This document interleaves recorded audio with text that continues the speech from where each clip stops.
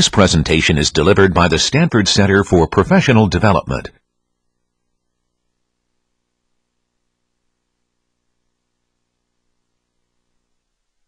Today I'm going to keep talking a little bit more about another procedural recursion example, and then go on to talk about kind of the approach for recursive backtracking, which is taking those procedural recursion examples and kind of twisting them around and doing new things with them. Okay. This is the last problem I did at the end of Wednesday's lecture. It's a very, very important problem, so I don't actually want to move away from it until I feel that I'm getting some signs from you guys that we're getting some understanding of this, because it turns out it forms the basis of a lot of other solutions, end up just becoming permutations, you know, at the core of it. So it's a pretty useful pattern to have understanding. This is list the permutations of a string. So you've got the string, you know, A, B, C, D, and it's going to print all the A, C, D, A, B, C, D, A variations that you can get by rearranging all the letters. It is deceptively short piece of code that does what's being done here.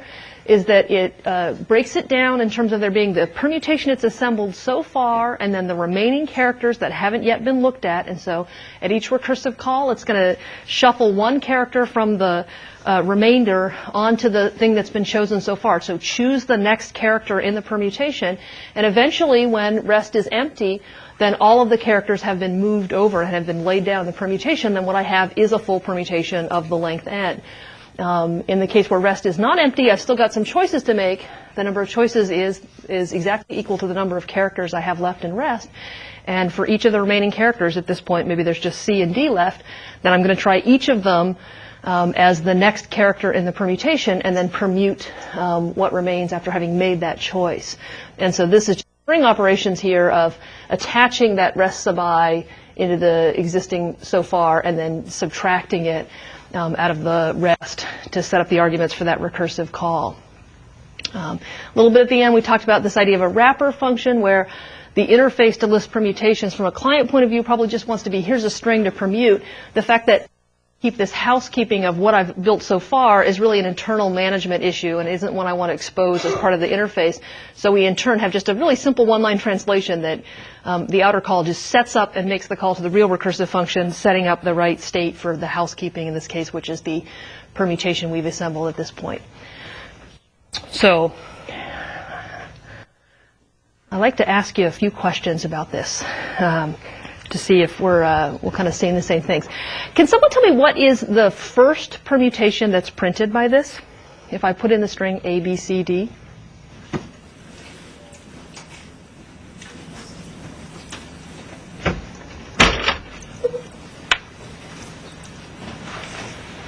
Anyone? Want to help me? Here we go. A, B, C, D. A, B, C, D. So the exact string I gave it, right, is the one that it picks, right? The very first time, and that's because if you look at the way the for loop is structured, the idea is that it's going to make a choice and it's going to move through the recursion. Well, the choice it always makes is to take the next character of rest and attach it to the permutation as its first time through the for loop. So the first time through the very first for loop, it's got A, B, C, D to choose. It chooses A. And now it recurs on A in the permutation and B, C, D to go. Well, the next call does exactly the same thing. Chooses the first of what remains, which is B, attaches to the permutation, and keeps going. So the kind of deep arm of the recursion, making that first choice and working its way down to the base case, right? Remember, the recursion always goes deep. It goes down to the end of and bottoms out on the recursion before it comes back and revisits any previous decision. We'll go A, B, C, D, and then eventually come back and start trying other things. But that very first one, right, is all just the sequence there. The next one that's after it, right, is A, B, D, C, which involved unmaking those last couple decisions. If I look at the tree I have here, that may help to sort of identify it. That permute of empty and ABC, the first choice it makes is go with A, and then the first choice it makes here is go with B, and so on, so that the first thing that we get see printed out here will be A, B, C, D. We get to the base case. Once it's tried this, it'll come back to this one, and on this one it'll say, well, try the other characters. Well, there's no other characters, so in fact this one also finishes. It'll get back to here as it unwinds the stack, the way the stack gets back to where it was previously in these recursive calls, and now it says, okay, and now try the ones that have, on the second iteration of that for loop, D in the front. And so it ends up putting A, B, D together, leaving C, and then getting A, B, D, C. And then so on, kind of over here, the other variations. It will print all of the ones that have A in the front. There are 8 of them. I believe 6 of them that have A in the front. And we'll do all of those, and only after having done all of worked out that whole part, which involves kind of the exploration of this whole arm, will it eventually unwind back to the initial permute call, and then say, okay, now try again, go with B in the front, and work your way down, permuting the ACD behind it. So we'll see all the A's, then a bunch that lead with B, then the bunch that leads with C, and then finally the bunch that leads with D. It doesn't turn out matter, actually, what order it visits them in, because in fact all we cared about was seeing all of them, but part of what I'm trying to get with you is the sense of being able to look at that recursive code and use your mind to kind of trace its activity and think about the progress that is made through those recursive calls. So let me look at that code just for a second more and see if there's anything else that I want to highlight for you. I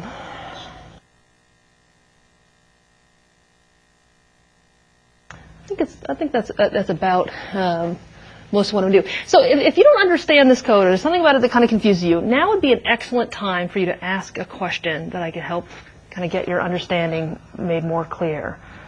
So when you look at this code, do you feel like you believe it works, you understand it? I don't have so much problem with this code, but I have a question. Mm-hmm. Is there a simple change you can make to this code so that it does combinations instead of permutations? Does combinations, meaning like just, we'll skip letters. Right. Yes, it turns out we're going to make that change in not 5 minutes. So, in effect, what you would do, I mean, and there's a pretty simple change with this form. I'm going to show you a slightly different way of doing it. But one way of doing it would be to say, well, given the letter, don't attach it to next, right? So right now the choices are pick one of the letters that remain, and then attach it to the permutation. Another option you could do was pick a letter and just discard it, right? And so in which case I wouldn't add it into so far. I would still subtract it from here, and I'd make another recursive call saying, now, how about the permutations that don't involve A at all? And I would just drop it from the thing, and I would recurse on just the BCD port. So a pretty simple change right here. I'm going to show you there's a slightly different way to formulate the same thing in a little bit. But anybody want to own up to having something that confuses them? Actually, I was going to ask how what you would set up to test it. So it's probably the easiest thing to do here, and I have the code kind of actually sitting over here just in case, right? Hoping you would ask. Is right now I just have the most bare bones sort of testing. It's like, yeah, well, what if I just, throw some strings at it and see what happens, right? And so the easiest strings to throw at it would be things like, well, what happens if I give it the empty string, right? So take some really simple cases to start, because you want to see, well, what happens when, you give it an empty input, and is it going to blow up? And it's like the empty input, right, immediately realizes there's no choices, and it says, well, look, there's nothing to print other than that empty string. What if I give it a single character string? Right, I get that string back. I'm like, okay, gives me a little bit of inspiration that it made one recursive call, right, and then hit the base case on the subsequent one. Now I start doing bigger ones, A and B. I'm seeing A, B, B, A. Okay, so I feel like, I got this. So if I put a C in the front, and I put the BA behind, then hopefully what I believe is that it's going to try, C in the front, and then it's going to permute A and B behind it, and then similarly on down. So some simple cases that I can see, verifying that it does produce kind of the input string as itself, and then it does the back-end rearrangement, leaving this in the front, and then it makes the next choice for what can go in the front, and then the back-end rearrangement, and kind of seeing the pattern that matches my belief about how the code works, right, helps me to feel good. What happens if I put in something that has double letters in it? So I put APPLE in there, and all the way back at the beginning, right, I can lot more of them, right? It grows quite quickly, right, as we add more and more letters, right? Seeing the apple, and stuff like that. There's a point where it starts picking the P to go in the front, and the code as written, right, doesn't actually make an accommodation for this P and this P really being different. So it goes through a whole sequence of pull the second character to the front and then permute the remaining 4. And then it says, and now pull the third character to the front and permute the remaining 4, which turns out to be exactly the same thing. So there should be this whole sequence in the middle, right, of the same P's repeated twice, because we haven't gone out of our way to do anything about that, right? So, but it is reassuring to know that it just somehow didn't get, confused by the idea of there being 2 double letters. For example, if I do this, if I just say ABA, right, something a little bit smaller to look at, right? A in the front, those permuted, B in the front, and then it ends up permuting these 2 ways that ends up being exactly the same, and then I get a duplicate of those in the front. So right now it doesn't know that there's anything to worry about in terms of duplicates. What's a really easy way to get rid of the duplicates? Don't think recursively. Use a set. right? I could just stuff them in a set, right? And then if it comes across the same one again, it's like, yeah, whatever. So it would still do the extra work of finding those down, but would actually, like, I could print the set at the end, having coalesced any of the duplicates. To actually change it in the code, it's actually not that hard either. The idea here is that for all of the characters that remain, right, in some sense what I want to choose from is of the remaining characters, unique, right, pick one to move to the front. So if there's 3 more P's that remain in rest, I don't need to try each of those P's individually in the front, right? They'll produce the same result. Pulling one and leaving the other 2 behind is completely irrelevant. So an easy way to actually stop it from even generating them is when looking at the character here is to make sure that it is that it doesn't duplicate anything else in the rest. And so probably the easiest way to do that is to either pick the first of the P's or the last of the P's, right, in to recur on and ignore the other ones. So for example, if right here I did a find on the rest of after I, do you see any more of these? And if you do, then skip it and just let those go, or, you know, do the first, don't do the remaining ones. So you could either look to the left or look to the right and see if you see any more, and if so, skip the, you know, earlier or later ones, depending on what your strategy is. Any questions about permute here? The use of the wrapper function. So the wrapper function, if you just look down here, right, it just looks like that, right? This is a very common thing. You'll see this again and again, and it tends to be that the outer call, right, tends to have just sort of this, you know, solve this problem, and then it turns out during the recursive calls you need to maintain some state about where you are in the problem, you know, like how many letters you've moved, or what permutation you've built so far, or where you are in the maze, or whatever it is you're trying to solve. And so typically that wrapper call is just going to be setting up the initial call in a way that has the initial form of that state present that the client to the function didn't need to know about. It's just our own housekeeping that we're setting up. It seems almost kind of silly, right, to have a function that has just one line that just turns it in, but basically it's just exchanging, setting up the other parameters. Okay. I am going to show you the other kind of master pattern, and then we're going to go on to kind of use them to solve other problems. This is the one that was already alluded to, this idea of a combinations. Instead of actually producing all the 4-character strings that involve rearrangements of A, B, C, D, what if I were interested in kind of the subgroups, or the way I could choose certain characters out of that initial input and potentially exclude some, potentially include some. So if I have A, B, C, then the subsets or the subgroups of that would be the single characters A, B, and C, the empty string A, B, and C itself, the full one, and then the combinations of 2, A, B, A, C, and B, C. In this case, we're going to say that order doesn't matter. We're not, whereas permutations was all about order. I'm going to structure this one where I don't care if it's A, B, or B, A. I'm going to consider it the same subset. So I'm just interested in inclusion. Is A in or out? Is B in or out? Is C in or out?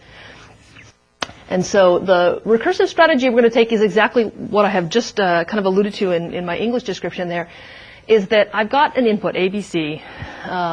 Each of those elements has either the option of being in the subset or not.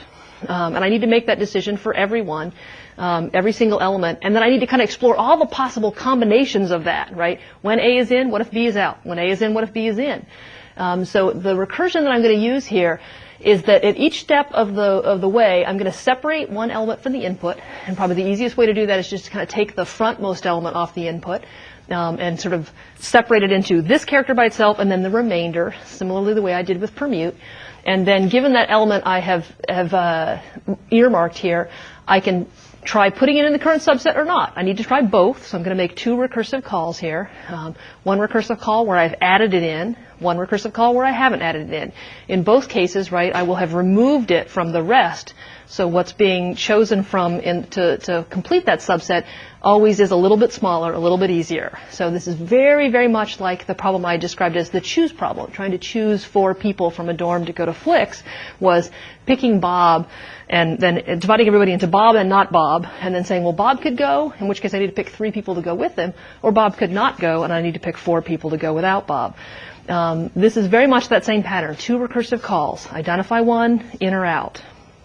The base case becomes when there's nothing left to check out. So I start with the input ABC, ABCD, let's say. I look at that first element. I just need to pick one. Might as well pick the front one. It's the easy one to get to. I add it to the subset, remove it from the input, and make a recursive call. When that recursion completely terminates, I get back to this call, and I do the same thing again, remaining input is BCD again, but now the subset that I've been building doesn't include A. So inclusion, exclusion are the two things that I'm trying.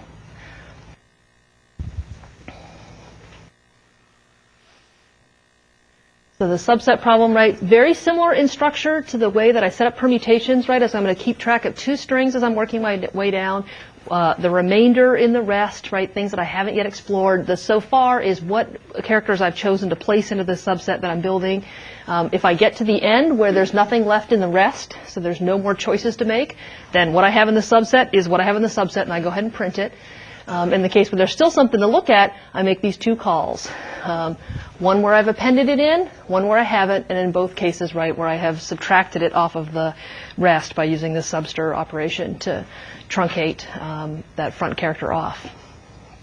So the way that permute was making calls, right, was in a loop, and so sometimes it's a little bit misleading. You look at it and you think there's only one recursive call, but in fact it's inside a loop, and so it's making potentially n recursive calls where n is the length of the input.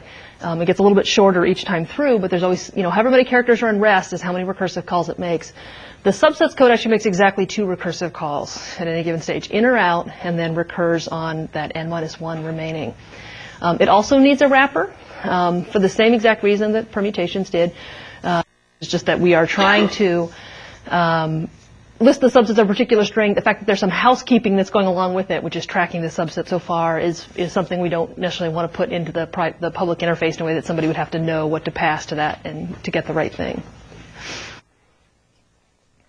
Anybody have a question about this guy? So given the way this code is written, what is the first subset that's printed if I give it the input A, B, C, D?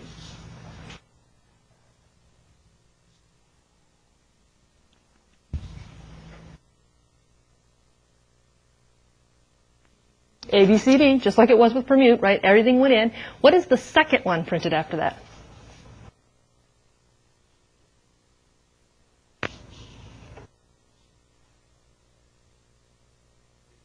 ABC, right? So let me look at my little diagram with you to help kind of trace this process of the recursive call, right? Is that the leftmost arm is the inclusion arm, the right arm is the exclusion arm. At every level of the tree, right, we're looking at the next character of the rest and deciding whether to go in or out.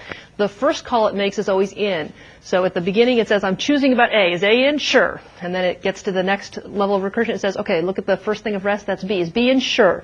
Goes down the red arm, right? Is C in? Sure. Is D in? Sure. It gets to here, and now we have nothing left. So we have S of A, B, C, D with the rest being empty. We go ahead and print it and say, okay, well, there's no more choices to make. We've looked at every letter and decided whether it was in or out. It will come back to here and it'll say, okay, I've finished all the things I can make with D in. How about we try it with D out? And so then D out gives us just the ABC. After it's done everything you can do with ABC in, it comes back to here and it says, okay, well, now do this arm. And this will drop C off and then try D in, D out. And so it will go from the biggest sets to the smaller sets, not quite monotonically, though.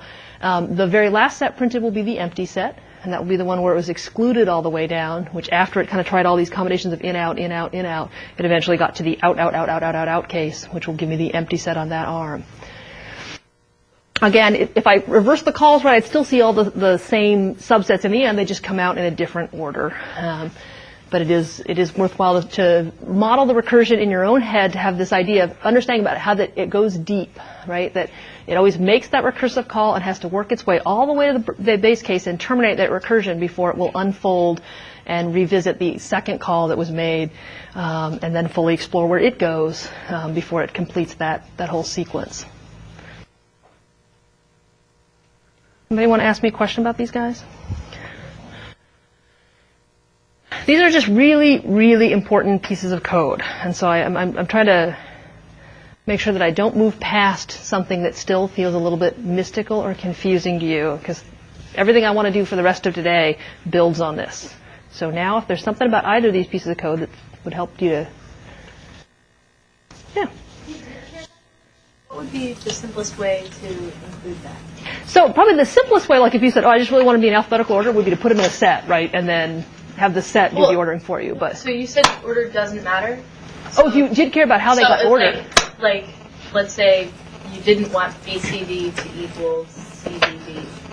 So in that case, right, you would be more likely to kind of add a permutation step into it, right? So if BCD was not the same thing as ABC, right, it would be like, well, I'm going to choose. So in this case, right, it always the subsets will always be printed as kind of a subsequence. So let's say if the input was the alphabet, maybe this is the easy way to describe it, all of the subsets I'm choosing will always be in alphabetical order because I'm always choosing A in or not, B in or not. If I really wanted BZ to be distinct from ZB, then really what I want to be doing at each step is picking the next character to go, and not always assuming the next one had to be the next one in sequence. So I would do more like a permute kind of loop. It's like pick the next one that goes, remove it from what remains and recur, and then I need that separate step we talked about of, and in addition to kind of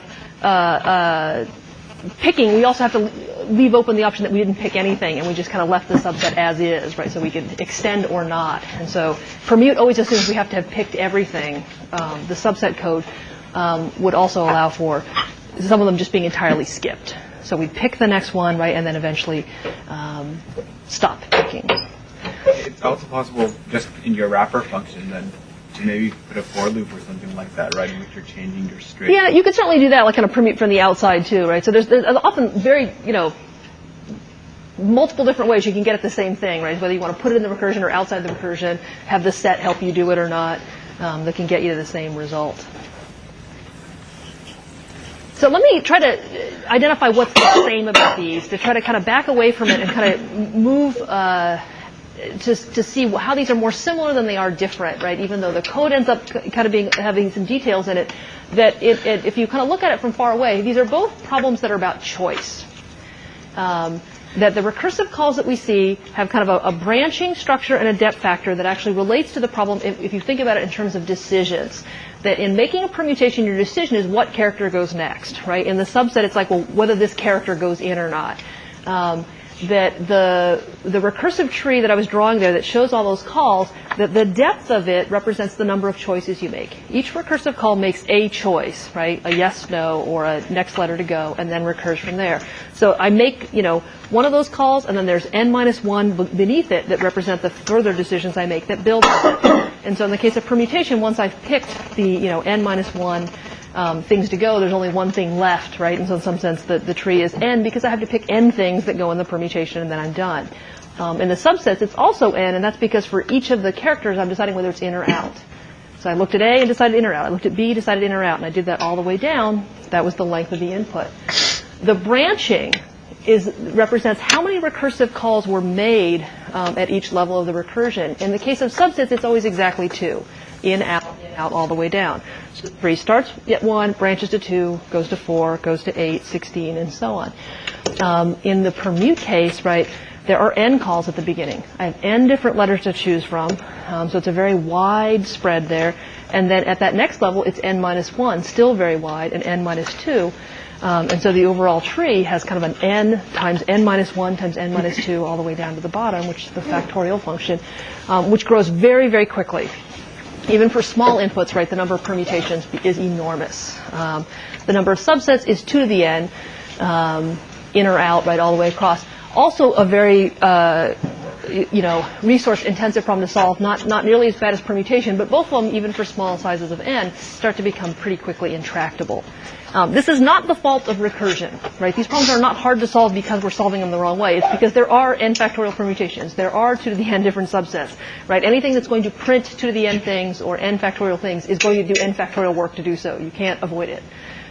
There's a big amount of work to be done in there. But what we're trying to look at here is this idea that those trees, right, represent decisions. There's some decisions that are made, a decision is made at each level of the recursion, which then is kind of a little bit closer to having no more decisions to make. You have so many decisions to make, which is the depth of the recursion. Once you've made all those decisions, you hit your base case, and you're done. The tree being very wide and very deep makes for expensive exploration. What we're going to look at is a way that we can take the same structure of the problem, one that fundamentally could be exhaustive meaning tried every possible combination, every possible rearrangement and option, and only explore some part of the tree. So only look around in some region, and as soon as we find something that's good enough, so in the case, for example, of a search problem, it might be that we're searching this space that could potentially cause us to look at every option, but we're also willing to say if we make some decisions that turn out good enough, that get us to our goal or whatever it is we're looking for, we won't have to keep working any farther. So I'm going to show you how we can take an exhaustive recursion problem and turn it into what's called a recursive backtracker. So there's a lot of text on this slide, but let me just tell you in English what we're trying to get at. That the idea behind permutations or subsets is that at every level there's all these choices, and we're going to try every single one of them. Now imagine we were going to make a little bit less big a guarantee about that. Let's design the function to return some sort of state that's like, I succeeded or I failed. Did I find what I was looking for? At each call, I'll still have the possibility of multiple calls, an in, out, or a choice from what's there. I'm going to go ahead and make the choice, make the recursive call, and then catch the result from that recursive call and see whether it succeeded. Was that a good choice? Did that choice get me to where I wanted to be? If it did, then I'm done. I won't try anything else. So I'll stop early, quit going around the for loop, quit making other recursive calls, and just immediately unwind the recursion and say I'm done. If it didn't, it came back with a failure, some sort of code that said it didn't get where I wanted to do, then I'll try a different choice. And again, I'll be optimistic. It's a very optimistic way of doing stuff. It says, make a choice, assume it's a good one, and go with it. Only when you learn it didn't work out do you revisit that decision and back up and try again. So let me show you the code. I think it's going to make more sense actually if I do it in terms of looking at what the code looks like. This is the pseudocode at which all recursive backtrackers at their heart come down to this pattern.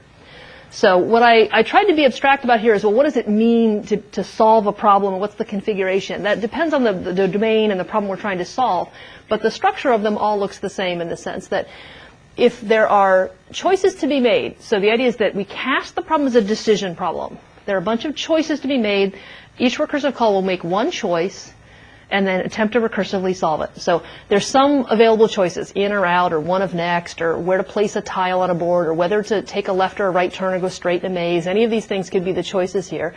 We make a choice, we feel good about it, we commit to it, and we say, well, if we can solve from here, so we kind of update our state to so we've made that turn, or chosen that letter, or whatever it is we're doing. If that recursive call returned true, then we return true. So we don't do any unwinding, we don't try all the other choices, we stop that for loop early. We say, that worked, that was good enough. If this solve came back with a negative result, that causes us to unmake that choice, and then we come back around here and we try another one. Again, we're optimistic. Okay, left didn't work, go straight. If straight doesn't work, okay, go right. If right didn't work and we don't have any more choices, then we return false. And this false is the one that then causes some earlier decision to get unmade, which allows us to revisit some earlier optimistic choice, undo it, and try again. The base case is hit when we've run out of choices, where whatever configuration we're at is like, okay, we're at a dead end, or we're at the goal, or we've run out of letters to try, whatever it is, right, that tells us, okay, there's nothing more to decide. Is this where we wanted to be? Did it solve the problem? And I'm being kind of very deliberately vague about what does it mean to update the configuration, or what does it mean for it to be the goal state, because for different problems it definitely means different things, but the code for them all looks the same, kind of in its skeletal form. So let me take a piece of code and turn it into a recursive backtracker with you. So I've got recursive permute up here. So as it is, recursive permute tries every possible permutation, prints them all. What I'm interested in is this sequence of letters an anagram, meaning could be rearranged into something that's an English word. Okay. So what I'm going to do is I'm going to go in and edit it. First thing I'm going to do is I'm going to change it to where it's going to return some information. That information is going to be, yes, it worked, no, it didn't. Okay. Now, I'm going to do this. I'm going to add a parameter to this, because in order to tell that it's a word, I have to have some place to look it up. I'm going to use the lexicon that actually we're using on this assignment. And so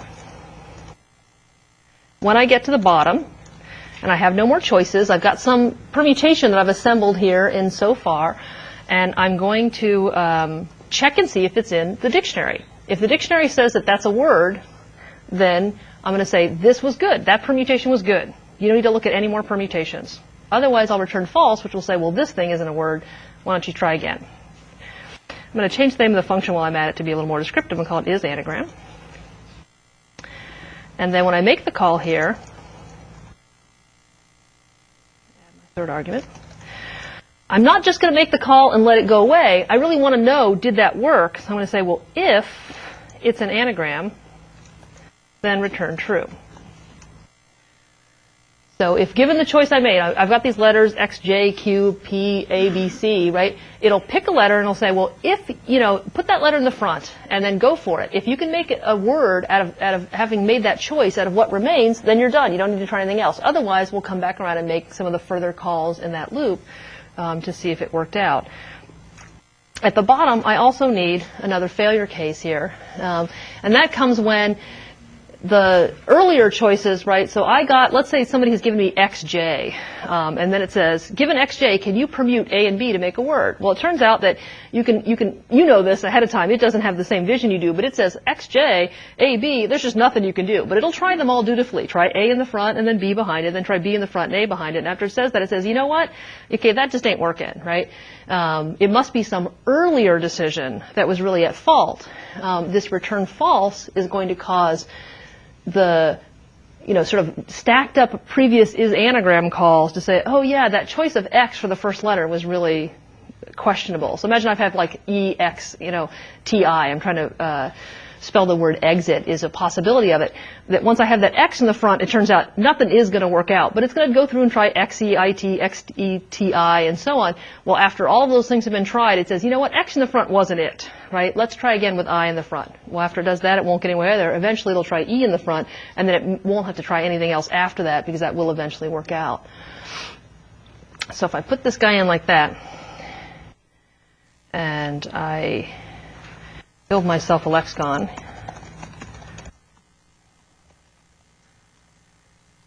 and then let me change this to anagram word. I can't spell. I better pass my lexicon because I'm going to need that to do my word lookups. Make this guy into a bool. And down here, oops. S lex. Okay. I think that looks like it's okay. Well, no. How about I finish this thing off here?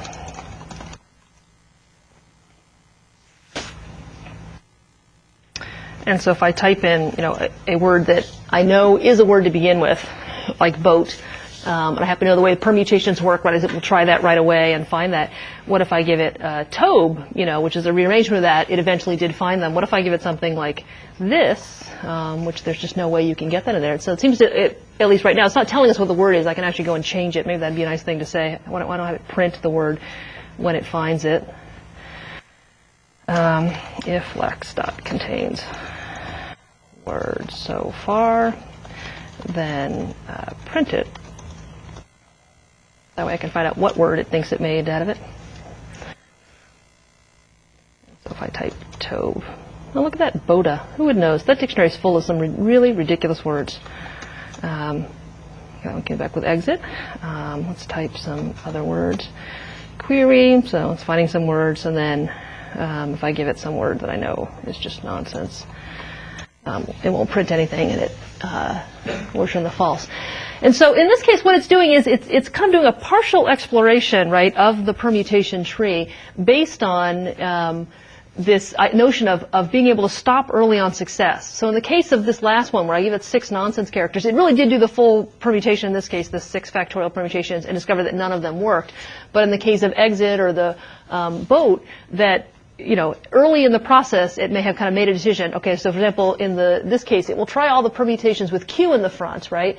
Which means, okay, we'll go with it, and then it'll do them in order to start with, but it'll start kind of rearranging and jumbling them up, and eventually, right, it will find something that did work with Q in the front, and it will never unmake that decision about Q. It will just sort of have made that decision early, committed to it, and worked out, and it ended up kind of, there's a whole space of the tree that never got explored of R in the front, of Y in the front, of E in the front. because it had a notion of what was a satisfactory outcome. So a base case that it finally got to that, in this case, met the standard for being a word was all it wanted to find. And so it just had to work through the base cases until it found one. And potentially that could be very few of them relative to the huge space. All right. I have this code actually on this slide. So there's permute, and there it is turning into is anagram. And so in blue, trying to highlight the things that changed in the process, right? That the structure of kind of how it's exploring and making the recursive calls is exactly the same. But what we're using now is some return information from the function to tell us how the progress went. And then having our base case return some sense of, did we get where we wanted to be? And then when we make the recursive call, if it did succeed, right, we immediately return true and unwind out of the recursion, doing no further exploration. And in the case where all of our choices gave us no success, right, we will return the false and said, well, that was unworkable, how we got to where we were. So this is a transformation that you want to feel like you could actually sort of apply again and again, taking something that was exhaustive and looked at a whole space and then had changed it into a form where it's like, okay, well, I wanted to stop early when I get to something that's good enough. A lot of problems, right, that are recursive backtrackers just ended up being procedural code that got turned into this based on a goal that you wanted to get to being one of the possibilities of the exploration. Anybody have any questions about what we got there? Okay, I'm going to show you some more, just because there are a million problems in this space, and the more of them you see, I think the more the patterns will start to emerge.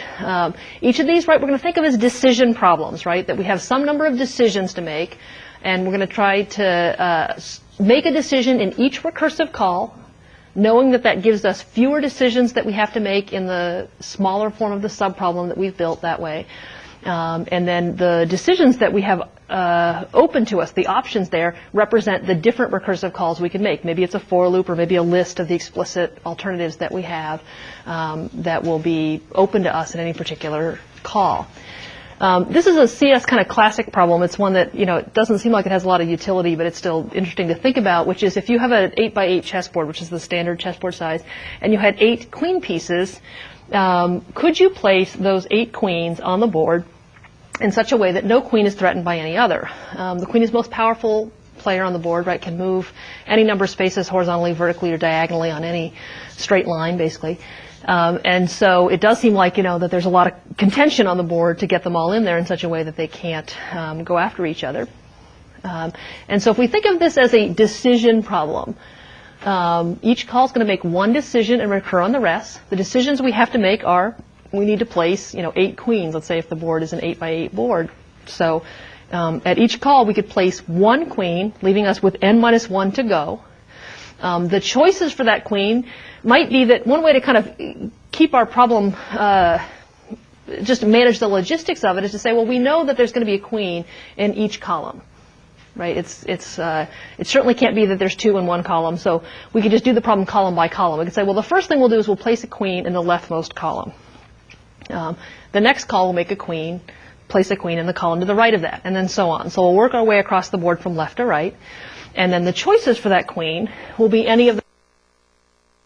And some of those actually are, we may be able to easily eliminate as possibilities. So for example, once this queen is down here in the bottommost row and we move on to this next column, there's no reason to even try placing the queen right next to it because we can see that that immediately threatens. So what we'll try to do is there a spot in this column that works given the previous decisions I've made? And if so, make that decision and move on. And only if we learn that that decision, right, that we just made optimistically isn't successful will we back up and try again. So let me do a little demo with you.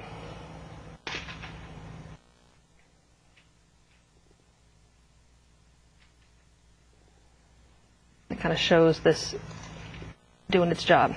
Okay. So the idea is I'm going to do it as I said, kind of column by column. The idea is that I'm placing the queen in the leftmost column to begin, and the question mark here says this is a spot under consideration. I look at the configuration I'm in, and I say, is this a plausible place to put the queen? And there's no reason not to, so that I go ahead and let the queen sit there.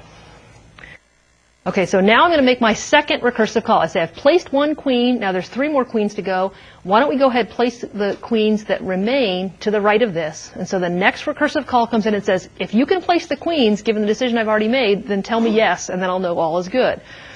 So it looks at the bottommost row, and it says, oh, no, that won't work. All right, there's a queen right there. It looks at the next one, and then sees the diagonal attack. Okay, moves up to here and says, okay, that's good. That'll work. Right, looks at all of them and it's okay. So now it says, okay, well, I've made 2 decisions. There's just 2 to go. I'm feeling good about it. Go ahead and make the recursive call. The third call comes in, looks at that row, not good. Looks at that row, not good. Looks at that row, not good. Looks at that row, not good. Now this one, there just weren't any options at all that were viable. We got here, and given the earlier decisions, and so the idea is that given our optimism, right, we sort of made the calls and just sort of moved on. And now we've gotten to a situation where we have tried all the possibilities in this third recursive call, and there was no way to make progress. It's going to hit the return false at the bottom of the backtracking that says, you know what, there was some earlier problem. There was no way I could have solved it given the 2 choices, or whatever. We don't even know what choices were made, but there were some previous choices made, and given the state that was passed to this call, there's no way to solve it from here. And so this is going to trigger the backtracking. So that backtracking is coming back to an earlier decision that you made and unmaking it. It's a return false coming out of that third call that then causes the second call to try again. And it goes up and it says, okay, well, where did I leave off? I tried the first couple ones. Okay, let's try moving it up a notch and see how that goes. Then again, optimistic, makes the call, goes for it. Can't do this one. That looks good. And now we're on our way to placing the last queen, feeling really comfortable and confident, but discovering quickly, right, that there was no possible. So it turns out this configuration with these 3 queens, not solvable. Something must be wrong. Back up to the most immediate decision. She noticed it doesn't unmake, earlier decisions until it really has been proven that that can't work. So at this point it says, okay, well, let's try finding something else in this column. No go. That says, okay, well, that one failed, so it must be that I made the wrong decision in the second column. Well, it turns out the second column, that was the last choice it had. So in fact, it really was my first decision that got us off to the wrong foot. And now, having tried everything that there was possible given the queen in the lower left and realizing none of them worked out, it comes back and says, okay, let's try again. And at this point, it actually will go fairly quickly. That making that initial first decision was the magic that got it solved. And there we have a complete solution of the queens. We put it on to 8 and let it go. But you can see it kind of checking the board, backing up, and you notice that it made that lower left decision kind of, and it's sticking to it. And so the idea is that it always backs up to the most recent decision point when it fails, and only after kind of that one has kind of tried all its options will it actually back up and consider any previous decision as being unworthy and revisiting it. So in this case, that first decision did work out, the queen being in the lower left. It turns out there were, you saw the second one had to kind of slowly get inched up in the second row, right, wasn't going to work, but the third row tried that for a while, tried the fourth row for a while, all the possibilities after that, but eventually it was that fifth row that then kind of gave it the breathing room to get those other queens out there. But it did not end up trying, for example, all the other positions for the queen in the first row. So it really looked at a much more constrained part of the entire search tree than an exhaustive recursion of the whole thing would have done. The code for that, whoops, looks something like this. And one of the things that I'll strongly encourage you to do when you're writing a recursive backtracking routine, something I learned from Stuart Regis, who long ago was my mentor, was the idea that trying to make this code look as simple as possible, that one of the things you want to do is try to move away the details of the problem. For example, like is safe. Given the current placement of queens and the row you're trying and the column you're at, trying to decide that there's not some existing conflict on the board with the queen already being threatened by an existing queen, just involves this kind of traipsing across the grid and looking at different things. But putting in its own helper function makes this code much easier to read, right? Similarly, placing the queen on the board, removing the queen from the board, there are things they need to do. Go upstate the state and draw some things on the graphical display. put all that code somewhere else so you don't have to look at it. And then this algorithm can be very easy to read. It's like for all of the rows. So given the column we're trying to place a queen in, we've got this grid of Boolean that shows where the queens are so far, that for all of the rows across the board, if, right, it's safe to place a queen in that row in this column, then place the queen and see if you can solve starting from the column to the right, given this new update of the board. If it worked out, great. Nothing more we need to do. Otherwise, we need to take back that queen, unmake that decision, and try again. Try a higher row. Try a higher row, right? Again, assume it's going to work out. If it does, great. If it doesn't, unmake it, try it again. If we've tried all the rows that were open to us, and we never got to this case where this returned true, then we return false, which causes some previous one. We're backing up to a column behind us. So if we were currently trying to put a queen in column 2, and we end up returning false, it's going to cause column 1 to unmake a decision and move the queen up a little bit higher. If all of the options for column 1 fail, it'll back up to column 0. The base case here at the end is if we ever get to where the column is past the number of columns of the board, then that means we've placed a queen all the way across the board. And we're in success land. So all this code kind of looks the same, kind of standing back from it, right? It's like for each choice, if you can make that choice, make it. If you solved it from here, great. Otherwise, unmake that choice. Here's my return false when I ran out of options. There's my base case that says if I've gotten to where there's no more decisions to make, I've placed all the queens. I've chosen all the letters, whatever. Am I where I wanted to be? So there's some sort of true or false analysis that comes out there about being in the right state. How do you feel about that? You guys look tired today. And I didn't even give you an assignment due today, so this can't be my fault, right? I got a couple more examples, and I'm probably actually just going to go ahead and try to spend some time on them on Monday because I really don't want to I want to give you a little bit more practice with those. So we'll see. I'll do at least 1 or 2 more of them on Monday before we start talking about pointers and linked lists. And so I will see you then. But have a good weekend. Come and hang out in Termin with me.